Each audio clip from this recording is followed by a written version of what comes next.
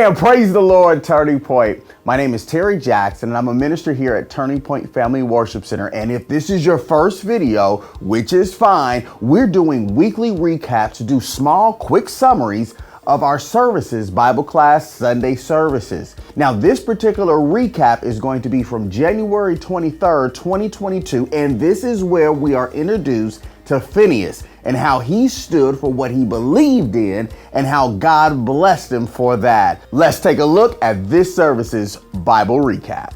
Now, in jumping into this, we have to make sure that we lay some good groundwork and understanding that the enemy cannot prevail against the church. We see that in Matthew 16, that the enemy cannot overpower and be stronger than God's children, than his church. He can't just come and bring in more numbers and feel that he can defeat God's people because the enemy has more numbers. We see plenty of stories in the Bible where it doesn't matter. God would actually decrease the size of his army just so that he can show how powerful he is and get the glory. We see that with Gideon. But one thing that we also see is then, how is it that the children of Israel would often be bound by the enemy? How is it that they would get defeated, be defeated? How is it that they would then become slaves and become afflicted by the enemy? Well, what would happen oftentimes, you have the children of Israel, they would sin. They would start to serve other gods.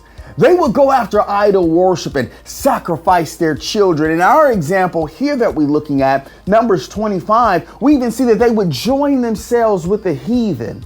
They would go and marry the women of Moab, and this made God mad.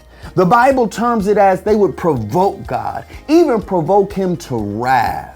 And like any good father who wants his child's behavior to change if it is incorrect, would chastise, would spank his child so that once again, the behavior would change, so that they would stop doing the bad thing. And that's what we often see with the affliction.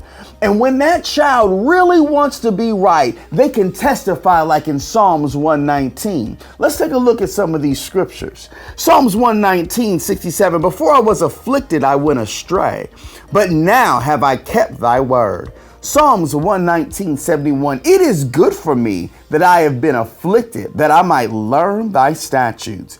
Psalms 119, 75, I know, O Lord, that thy judgments are right and that thou in faithfulness hast afflicted me. And so reading those scriptures, we get a better feel for what God's goodness really is. It's not just showering me with blessings and until I overflow. It's not about that. One of the pictures for God's goodness is told.